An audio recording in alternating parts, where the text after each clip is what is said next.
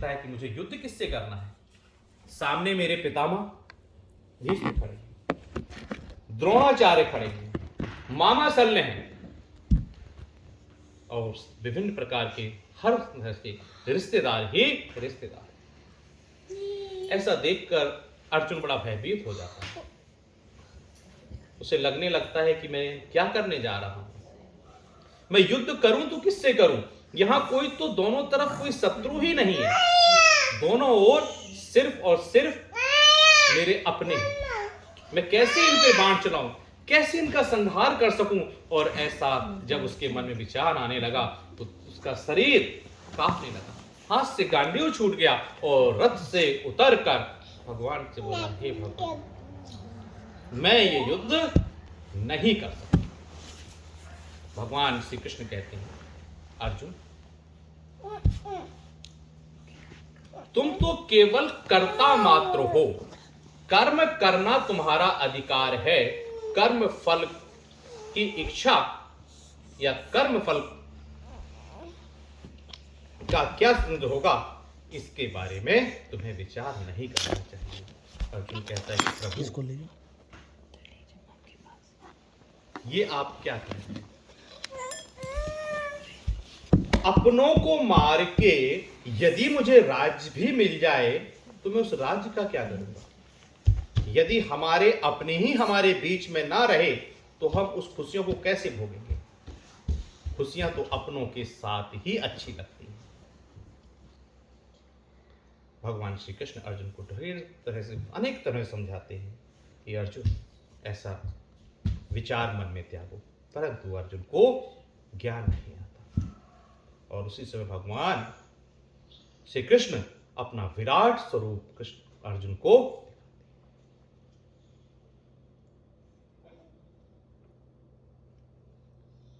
और उस विराट स्वरूप में क्या है, सभी आप लोग जानते हैं कि परमेश्वर प्रकृति स्वरूप है।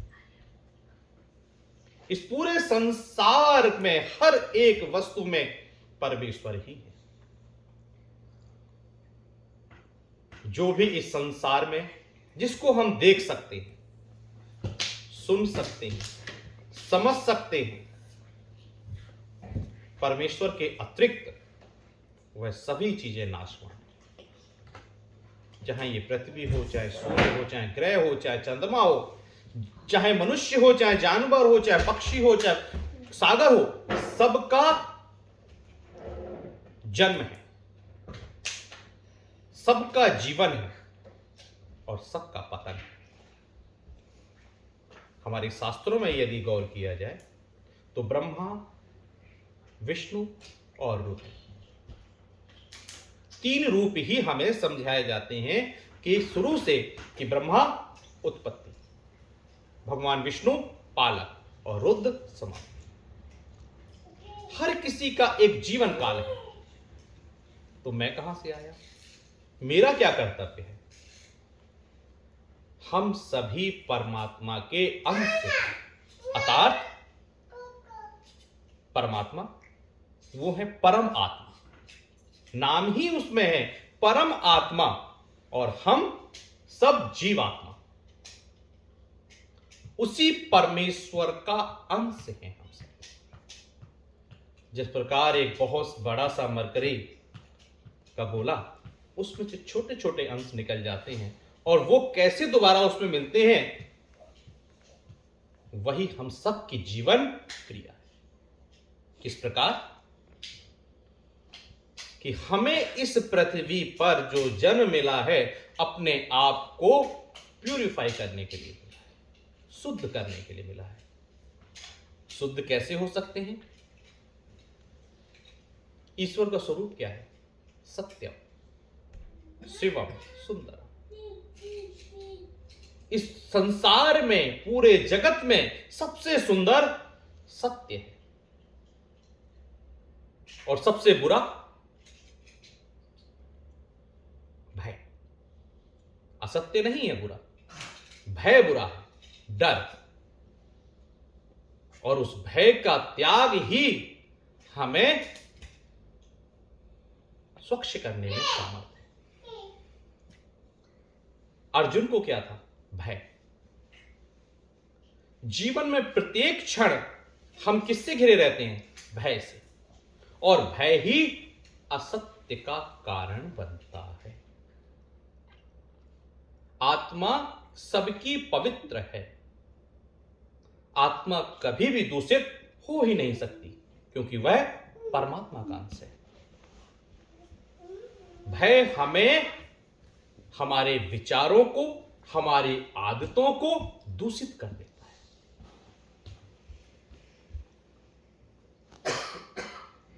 तो सबसे प्रथम कार्य भगवान श्री कृष्ण ने भी यही कहा कि अर्जुन भय का त्याग करो।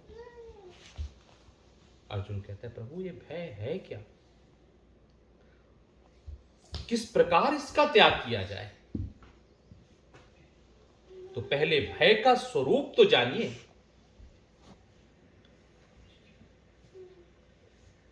भय जन्म से आरंभ होता है, 6वें दिन से। 6 दिन तक कोई भय नहीं होता। उसके पश्चात में जन्म के 6वें दिन से भय आरंभ होता है और अंत समय तक भय रहता है।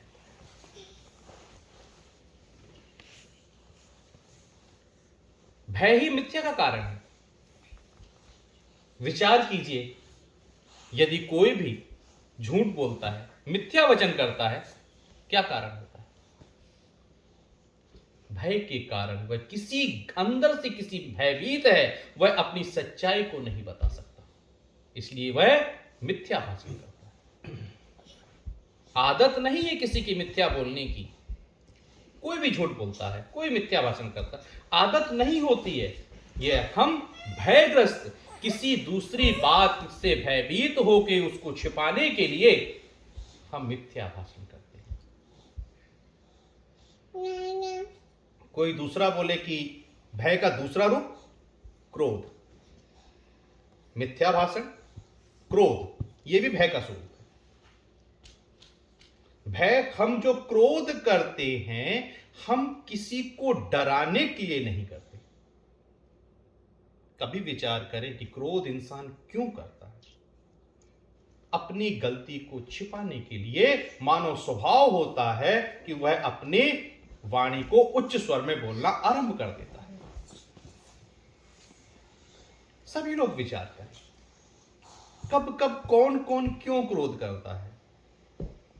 और ये दूसरा स्वभाव क्या हो जाता है मनुष्य का, कि हम क्रोध का उत्तर अपनी समझ को घटाकर क्रोध से ही दे देते। थोड़ा सा विचार करने की आवश्यकता है। धैर्य सत्य के समीप जाने का सबसे बड़ा साधन धैर्य है। जहां से धैर्य आना आरंभ हो गया, हम उसको समझना शुरू करते हैं। कैसे? कोई क्रोध कर रहा है, तो यदि धैर्य है तो तुरंत उसका उत्तर क्रोध से नहीं देंगे। धैर्य बस उसको सुनेंगे और कोशिश करेंगे, उसकी कोशिश कीजिए कि यह व्यक्ति क्यों क्रोधित हो रहा है। गीता का ज्ञान सिर्फ भगवान कृष्ण ने अर्जुन के लिए नहीं दिया था, सभी लोगों के लिए यह ज्ञान है कि कैसे हम सुखी रह सकें। धर्म है क्या? जीवन जीने की कला। सुखी जीवन जीने की कला को ही धर्म कहा जाता है।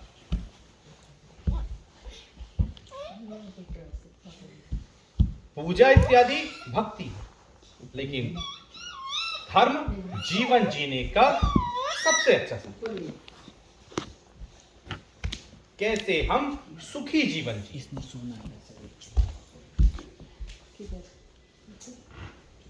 सुख कहां से आरंभ होता है?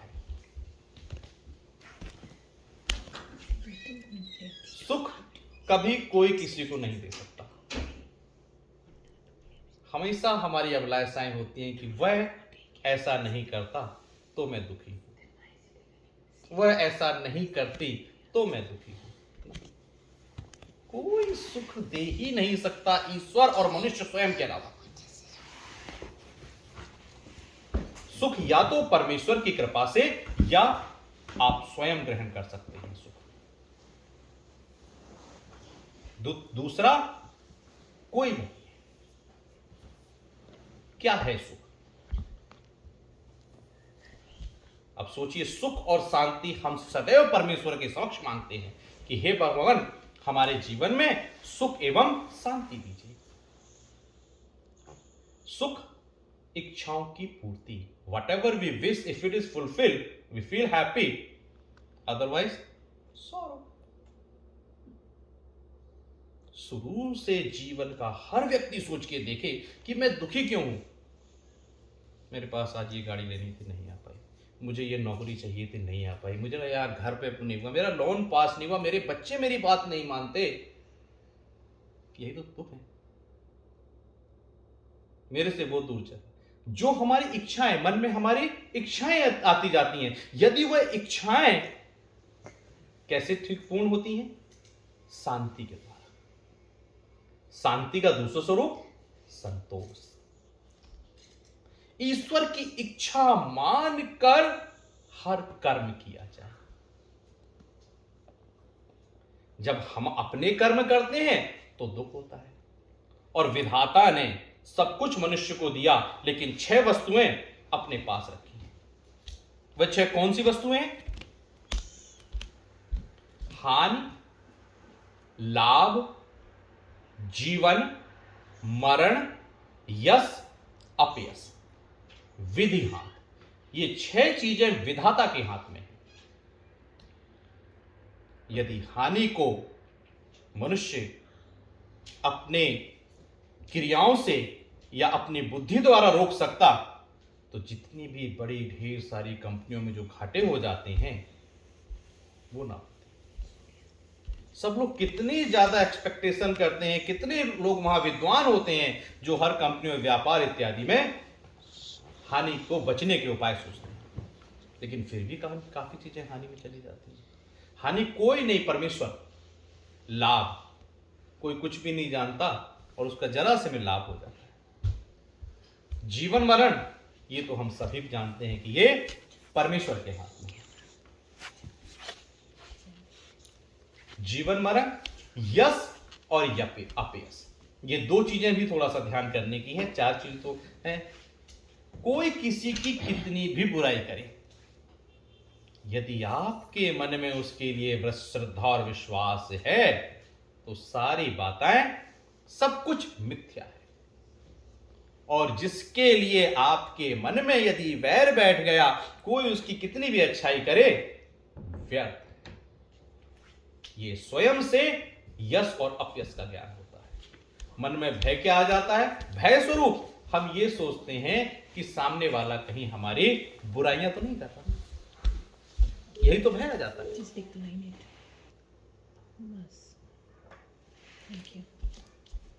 हमें करना क्या चाहिए? एक छोटा सा भजन है, सब लोग सहयोगी, कि आदत बुरी संभाल लो, आदत बुरी संभाल लो, बस हो गया भजन।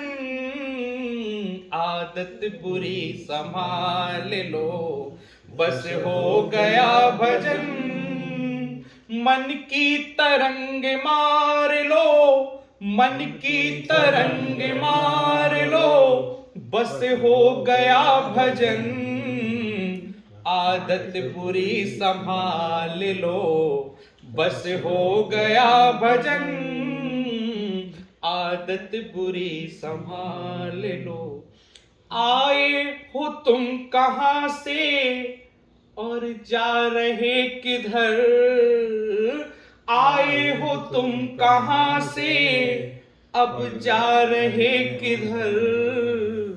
इतना ही बस विचार लो, इतना ही बस विचार लो, बस हो गया भजन।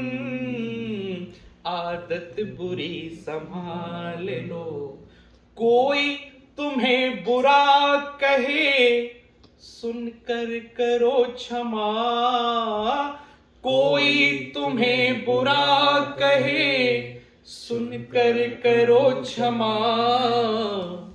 वाणी के स्वर संभाल लो, वाणी के स्वर संभाल लो, बस हो गया भजन के स्वर संभाल लो, बस हो गया भजन।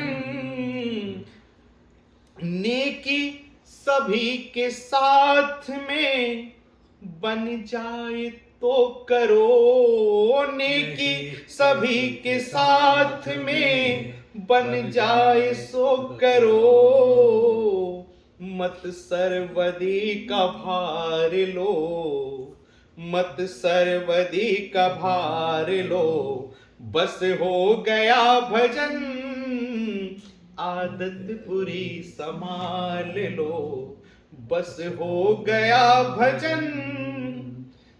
ओम नमो भगवते वासुदेवाय। है क्या? अपनी आदतें बुरी संभाल लेना। बुरी आदतें क्या है? मन में ढेर सारे विचार आते हैं ना, मेरा डर खत्म हो जाए, ये 6 चीजों को मैं विधाता की मर्जी समझने लग जाऊं, मैं ठीक। परमेश्वर क्या चाहते हैं? मेरे बच्चे प्रसन्न रहें। कोई भी माता पिता इस संसार का यह नहीं चाहता कि मेरी संतान को जरा सा कष्ट हो। परमेश्वर कभी किसी को कष्ट नहीं देते। भगवान सबको आशीर्वाद देते हैं, सबको सुखी करते हैं, परंतु कष्ट क्यों आ जाते हैं? सबसे प्रथम हमारी आदतों के कारण, और द्वितीय कहते हैं कि सब कुछ ठीक है, हमने अपने आप को विचार किया, परंतु आपके बच्चों को भी तो नहीं पता होता है कि वो क्या गलत और क्या सही कर रहे हैं। क्या संतानों को, आपके छोटे बच्चों को पता होता है? अरे बड़े बच्चों को भी नहीं पता होता है कि वो क्या ठीक और क्या गलत कर रहे हैं। माता पिता का ध्यान होता है उन पे कि मेरे बच्चे यहां पे ठीक और यहां पर गलत। तो परमेश्वर को भी ज्ञान है कि यहां पर मेरी संतान अच्छी है और बुरी है, और वह भी अपने बच्चे को थोड़ा सा डांट जरूर लगाते हैं कि नहीं ऐसा करना चाहिए। तो विधाता भी इसीलिए करते हैं कि मेरी संतान सुखी रहे। उसकी अतिरिक्त कभी भगवान किसी को दुख दे ही नहीं सकते, क्योंकि यह तो परमेश्वर ने स्वयं का स्वरूप हर किसी के माता पिता में बना के ही भेजा। ओम नमो भगवते वासुदेवाय। ओम नमो भगवते वासुदेवाय। और हर माता पिता अपनी संतान को क्या समझाने की चेष्टा करते हैं कि किसी के काम जो आए, किसी के काम जो आए उसे इंसान कहते हैं, किसी के काम जो आए उसे इंसान कहते हैं, पराया दर्द अपनाए उसे इंसान कहते हैं, पराया दर्द अपनाए उसे इंसान कहते हैं। कोई धनवान है कितना, कोई इंसान निर्धन है, कोई धनवान है कितना, कोई इंसान निर्धन है। कभी दुख है कभी सुख है, कभी दुख है कभी सुख है, इसी का नाम जीवन है। कभी दुख है कभी सुख है, इसी का नाम जीवन है। जो मुश्किल में न घबराए, जो मुश्किल में न घबराए उसे इंसान कहते हैं, किसी के काम जो आए उसे इंसान कहते हैं। ये दुनिया एक उलझन है, कहीं धोखा कहीं ठोकर, ये दुनिया एक उलझन है, कहीं धोखा कहीं ठोकर। कोई हंस हंस के मरता है, कोई हंस हंस के मरता है, कोई जीता है रो रो के, कोई हंस हंस के मरता है, कोई जीता है रो रो के, जो गिर कर फिर संभल जाए, जो गिर कर फिर संभल जाए, उसे इंसान कहते हैं। किसी के काम जो आए, उसे इंसान कहते हैं।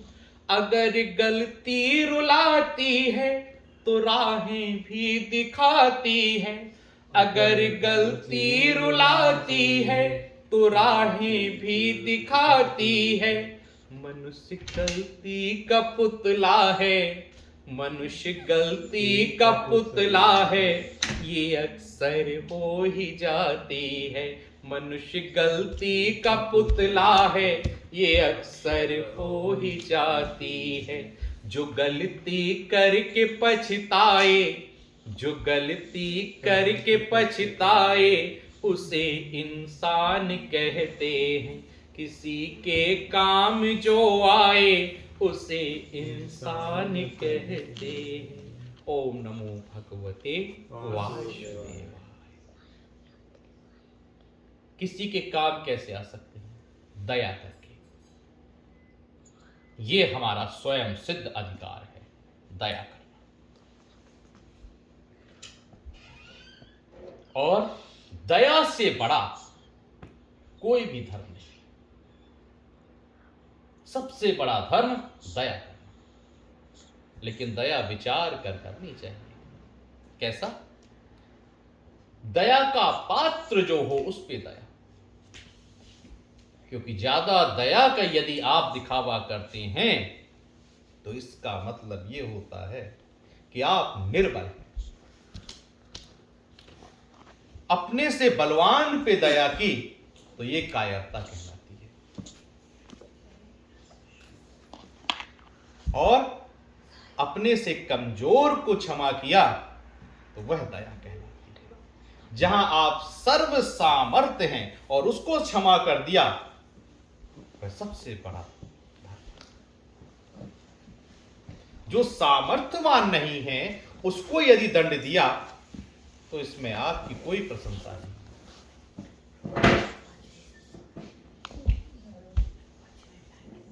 और इसी प्रकार से जब महाभारत काल में युद्ध होता चला गया तो आप सबको ज्ञात है कि सारे महारथियों को कैसे कैसे विभिन्न विभिन्न प्रकार से उनकी मृत्यु हुई। यहां तक कि भगवान कृष्ण को भी शरीर छोड़ के जाना पड़ा, भगवान राम को भी शरीर छोड़ के जाना पड़ा। और गरुड़ पुराण का कहां से उद्भव हुआ?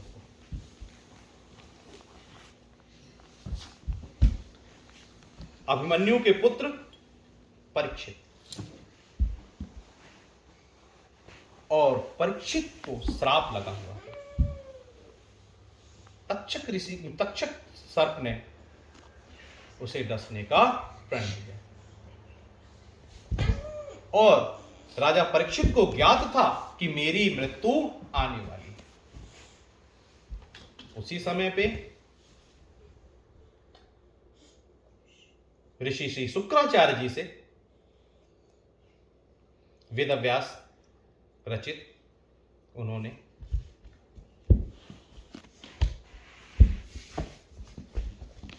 भागवत कथा सुनी, जो आज भी हम सभी सुनते हैं। और जब तक्षक ऋषि जब तक्षक नाग परीक्षित को डसने के लिए जा रहा था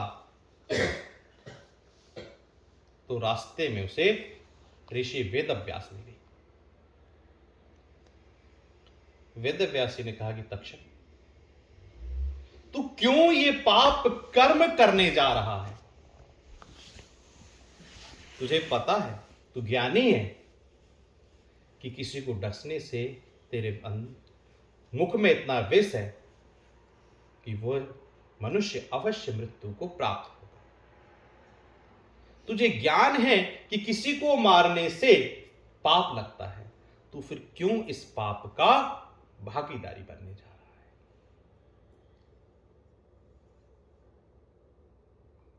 तक्षक वेदव्यास जी के चरणों में गिर पड़ा। उसे ज्ञान हुआ कि मुझे ऐसा नहीं करना चाहिए। उसी समय नारद ऋषि प्रकट हुए भगवान श्री महाविष्णु के आदेश से, और उन्होंने तक्षक और महर्षि वेदव्यास जी के जो बीच में संवाद हुआ उसमें समझाया कि यही ज्ञान भगवान कृष्ण ने अर्जुन को दिया था कि तुम सिर्फ कर्ता हो, कर्म फल का ज्ञान ये तुम्हारे बस में नहीं। शुद्ध हृदय से अपना कर्म करते रहो। इसलिए कहते हैं ना कि सदन कसाई को स्वर्ग मिल गया था और ब्राह्मण को नरक की यातना भोगनी पड़ी थी। सबने वो कथा सुनी हुई है कि गौ की रक्षा के लिए ब्राह्मण ने क्या कहा कि मैं असत्य भाषण नहीं कर सकता हूं, और उसने गाय की तरफ रास्ता दिखा दिया। और सदन कसाई जो अपने कार्य को परमात्मा की इच्छा मान के कर रहा था, उसे स्वर्ग की प्राप्ति हुई।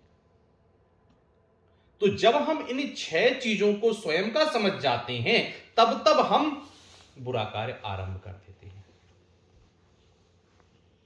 कोई मेरी बुराई तो नहीं कर रहा, मेरा हानि तो उसके कारण नहीं हुई है। ये 2 चीजें तो मेरे हाथ में किसी के है ही नहीं। मनुष्य के कोई किसी का अपयश नहीं कर सकता, अर्थात कितनी भी कोई बुराई करे उसके मन में आपके लिए शंका नहीं डाल सकता और हानि करा नहीं सकता। जब ये 2 चीजें परमेश्वर के हाथ में है तो हमें डर कैसा। अपनी कुछ आदतों का भी सुधार आवश्यक है। जैसे भगवान श्री राम ताड़कावध के पश्चात ऋषि विश्वामित्र के साथ में सीता स्वयंवर के लिए जनकपुरी जा रहे थे। तो भगवान विश्वामित्र जी के साथ में ऋषि विश्वामित्र जो थे, उनके साथ में उनके ढेर सारे संगी साथी जो उनके शिष्य होते हैं, वह सभी गए। वो भगवान श्री राम को अनेक प्रकार के उपदेश और ज्ञान देते जा रहे थे। कौन कौन से प्रकार के ज्ञान? कि राम, वेदों में ऐसा है, उपनिषदों में ऐसा है, इस प्रकार का हमें ये करना चाहिए, ये ज्ञान ध्यान। परंतु यदि आप लोगों ने रामायण का भी ज्ञान, सबको अध्ययन होता है, हर घर में कहा जाता है कि मेरा संतान राम जैसी हो। हर कोई व्यक्ति राम जैसा पिता, राम जैसा पुत्र और राम की तरह ही अपने जीवन को ढालना चाहता है। क्यों?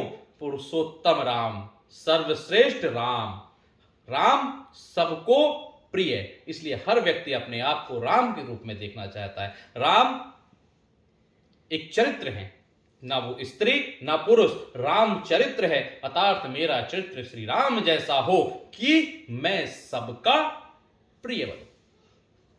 सबके मन में एक ही अभिलाषा होती है जीवन से, लेकिन उस अभिलाषा को हम भय के कारण कह नहीं पाते। कौन सी? सब मुझे प्रेम करें। कोई मनुष्य ही ऐसा नहीं है जिसके अंदर यह अभिलाषा ना हो, क्योंकि जीव प्रेम का भूखा होता है। छोटे बचपन से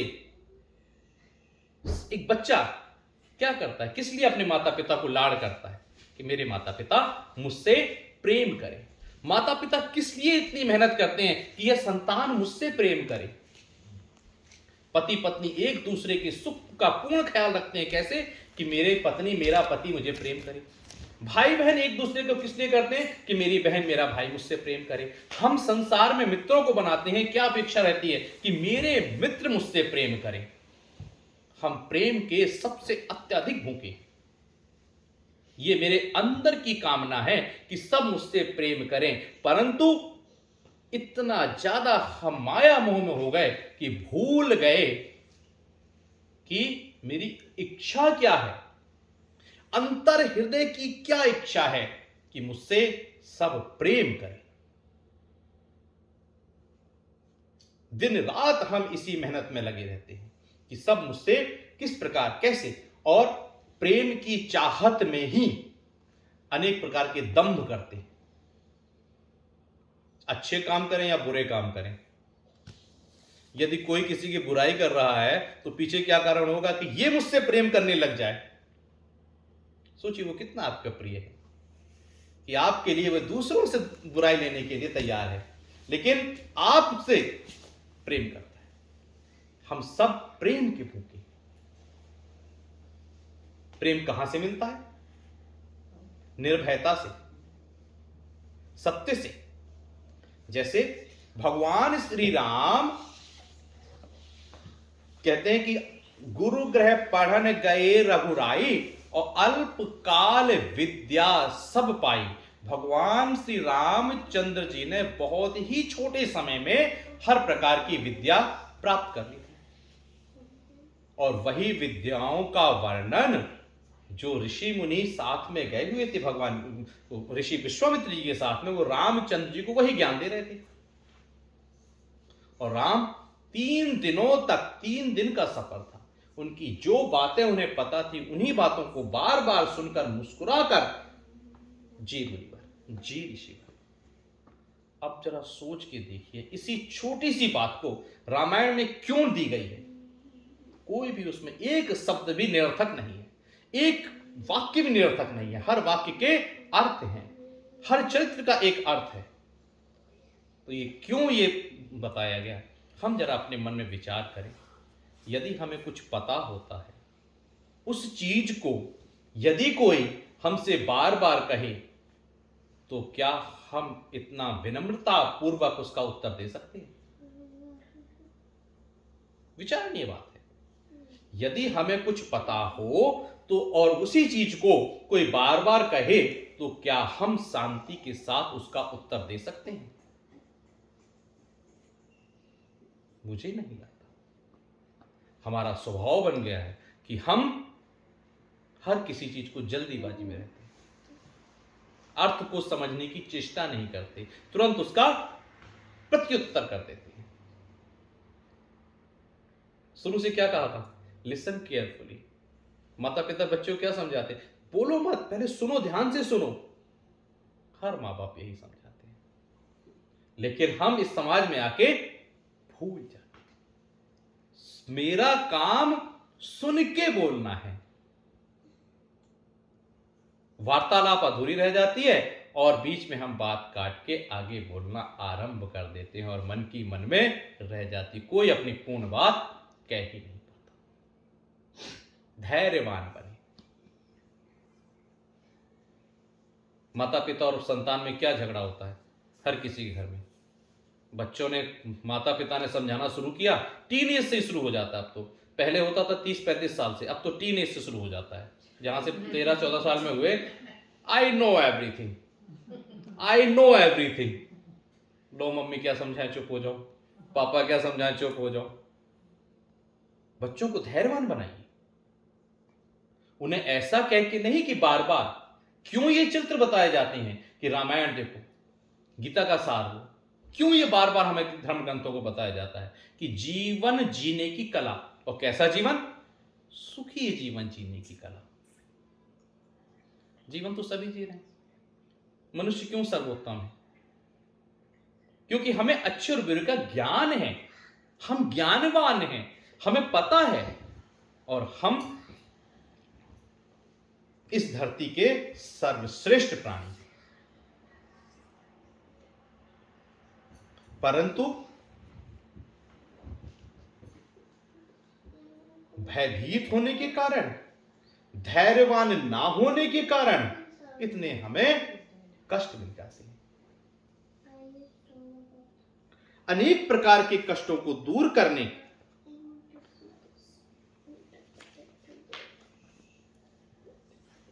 किस प्रकार से, और यही करते करते अनेक प्रकार से हम दंभ, झूठ, क्रोध,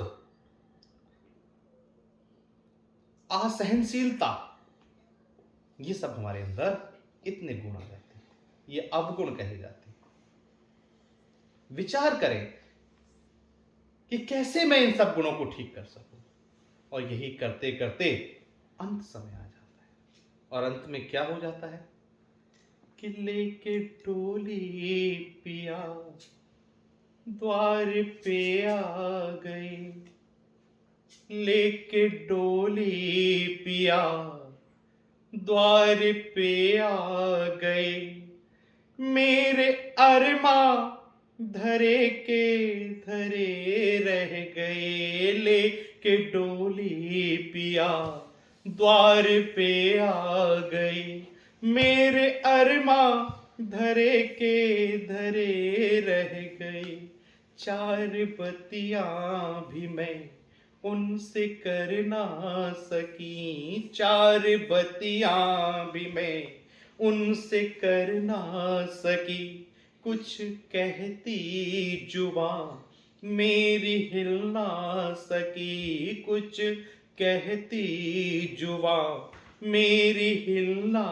सकी, मुख में ताले पड़े के पड़े रह गए, लेके डोली पिया द्वार पे आ गई, उनके आते ही पथरा गई पुतलियां, उनके आते ही पथरा गई पुतलियां, रुक गई दिल की धड़कन सभी नाड़ियां, रुक गई दिल की धड़कन सभी नाड़ियां, सारा संसार मानो अदृश्य हो गया, सारा संसार मानो अदृश्य हो गया, मेरे नैना लड़े के लड़े रह गए, लेके डोली पिया द्वार पे आ गए, हाथ खाली थे संग में तिन्नी की बदी, हाथ खाली थे संग में तिन्नी की बदी, खुद को महसूस होने लगी बेखुदी, खुद को महसूस होने लगी बेखुदी, जो कमाया था धन सच और झूठ से, जो कमाया था धन सच और झूठ से, वो खजाने गड़े के गड़े रह गए, लेके डोली पिया द्वार पे आ गए, मेरे नैना लड़े के लड़े रह गए, लेके डोली पिया द्वार पे आ गए, प्रेमी प्रीतम थे उनको छोड़ा नहीं, प्रेम प्रीतम जो थे उनको छोड़ा नहीं, हाय बदकिस्मती मुख को मोड़ा नहीं, हाय बदकिस्मती मुख को मोड़ा नहीं, हम तो नेकी बदी को समझ ना सके, हम तो नेकी बदी को समझ ना सके, अब अकेले पड़े के पड़े रह गए, अब अकेले पड़े के पड़े रह गए, लेके डोली पिया द्वार पे आ गए, लेके डोली पिया द्वार पे आ गए। ओम नमो भगवते वासुदेवाय, ओम नमो भगवते वासुदेवाय। कथन क्या है? सुख मुझे कैसे प्राप्त होगा, कैसे मैं सुखी हो पाऊंगा? सुख कैसे आता है? धन से? बिल्कुल नहीं। सुख धन से आ ही नहीं सकता। धन से तो मात्र साधनों की पूर्ति कर सकते हैं, सुखी नहीं। अनेक प्रकार से सब बहुत तो लोगों के मन में बचे कहते हैं कि धन से सुख नहीं। सुख किससे मिलता है?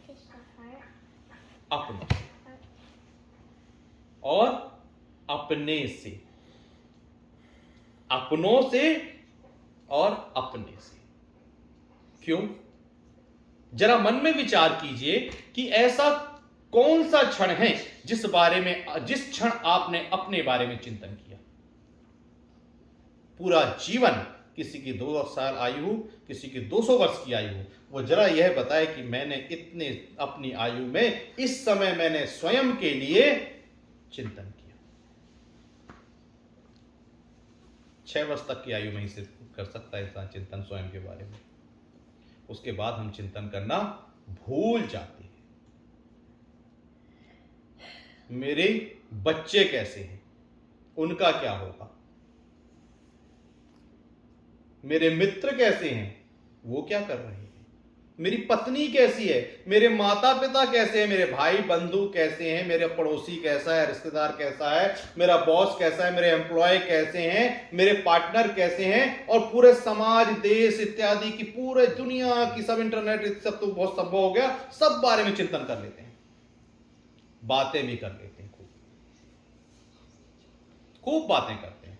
उसने ये किया, उसने ये किया, वहां का ये रहा, यहां का ये रहा, वहां से ये किया, उसने ये किया, और वही हमारी चिंता में आ जाती है। लेटे रहेंगे, आज बॉस ने ऐसा किया, उसने कर दिया, मेरे बगल वाले ने ऐसा क्यों कर दिया, उसने ज्यादा काम क्यों कर दिया, उसने खरी खोटी सुनी। 24 घंटे का जीवन होता है। अब सोचेंगे 24 घंटे का जीवन तो वर्ष का, 100 वर्ष का होता है ना। जहां आग लगी खत्म जीवन, जब आंख खुली पुनः जीवन शुरू। कौन कह सकता है कि आंख बंद होने के बाद में क्या हो रहा था, किसे पता है? किसी को नहीं, मुझे भी नहीं पता। जीवन तो सिर्फ आज का ही है। कोई कह सकता है कि सोते में क्या क्या हुआ, क्या क्या नहीं हुआ, कौन सी घटनाएं हुई? कुछ नहीं। मैं सुखी कैसे रहूंगा? अब जब भी भगवान के समक्ष जाते हैं, अच्छा ये तो ठीक है, सभी लोग कह देते हैं मेरा भाई सुखी रहे, प्रभु उनकी मनोकामना पूरी कर देना, मेरी बीवी सुखी रहे, मेरे बच्चे सुखी रहे, मेरा पति सुखी रहे, सास ससुर इत्यादि सबके कह देते हैं, और अंत में क्या कहते हैं? हे प्रभु सुख शांति दो जीवन में मेरे, हे प्रभु मेरे जीवन में सुख शांति दो। अंत में हमेशा अपने लिए सुख निकलता है, अंतरात्मा से, हे भगवान मैं सुखी रहूं। अब सुखी मुझे रहना है, और दिन भर पूर्ण जीवन मैंने विचार दूसरों के बारे में किया, भूल गए अपने बारे में चिंतन करना। सुखी मुझे रहना है और चिंतन दूसरों के बारे में,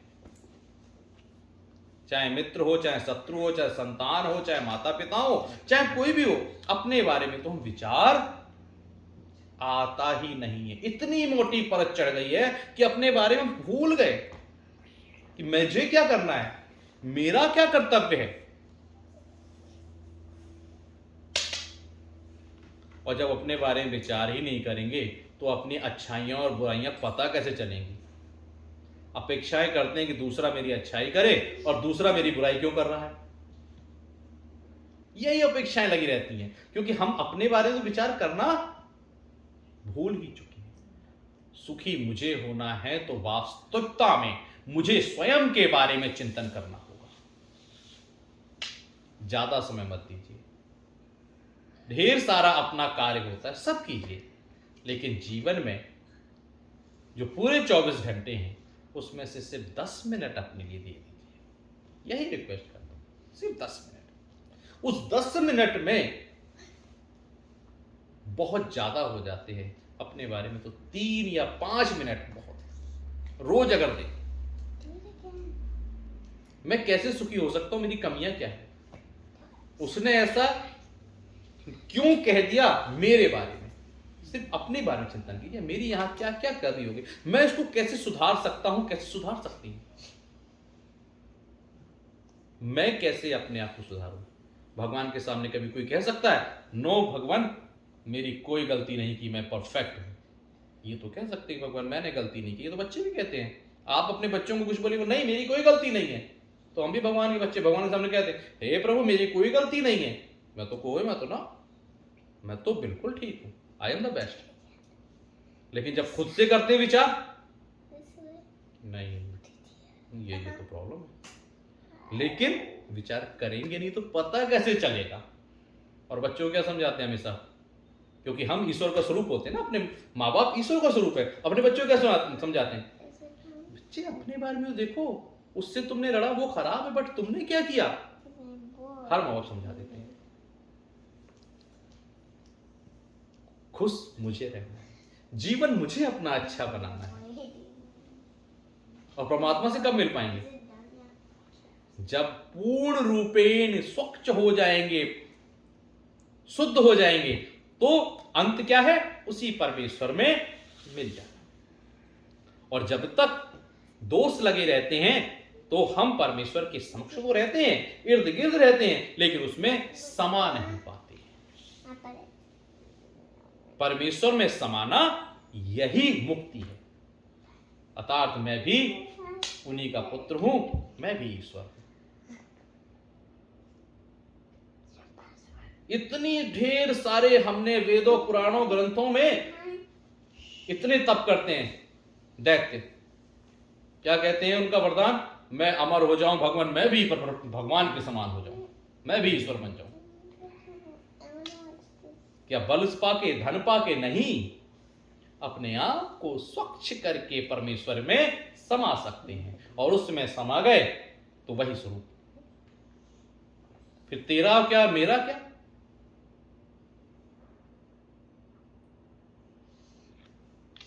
और वही तो परम सुख है। तो एक ही रिक्वेस्ट के साथ में आज मैं अपनी कथा का विराम देता हूं कि अपने मन में विचार करें स्वयं के बारे में। 24 घंटे के जीवन में 5 मिनट जब सोने जा रहे हो तो स्वयं के बारे में विचार करना आरंभ करें। सोचें, आज के पूरे दिन मैंने क्या क्या कार्य किया, कैसा मेरा पूरा दिन रहा, मैं क्या कर सकता हूं, क्या नहीं कर पाया, और जो जो मेरी त्रुटियां हो गई हैं वो कैसे पूर्ण हो जाए, कैसे समाप्त करूं मैं उन त्रुटियों को।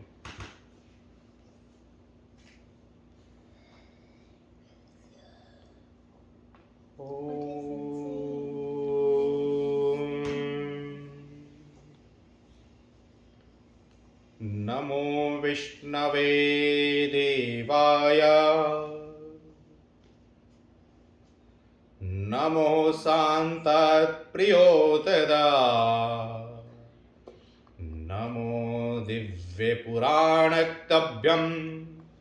यत् सारथे सारतो विना, अहं या व्यासपीठाय व्यासरूपेण रक्षितो प्रदः, विशुद्धात्मना हितिनो देवं भो सर्वे वन्दितो शुभम। हे प्रभु, मुझे क्षमा करें। आपके पीठ में बैठकर आपके द्वारा अमृत वचनों को सबको सुनाया, और हे भगवान ऐसी कामना करता हूं कि मैं भी अपने सभी दोषों को समाप्त कर सकूं। ओम शांति, ओम शांति, ओम सुशांतिर भवस्तु। आप खड़े होइए।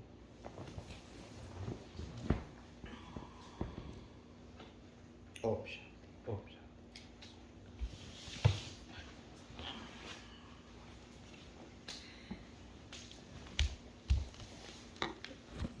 ओम यत्कारणा हि विधास्तनो देव्यं च सर्वे वन्दतो शुभं, ग्रहकारणा हि मध्यस्थनो हो देवे सुवन्दितो शुभम। 5 बार इस जल से। अच्छा, कोई जो सूखी माला जो है, कोई और भी है ये घर पे? हार है, कोई बात नहीं, आप 3 दिन के अंदर ऐसी ही एक माला सूखी वाली वो जरूर लेके आना, ठीक है ना, ताकि इनको इस प्रतिमा पे ही माला अवश्य चढ़ानी। ठीक है, ऐसे आपको बिना चप्पल के ही चलना पड़ेगा बाहर तक जहाँ पिंड रखे हुए हैं।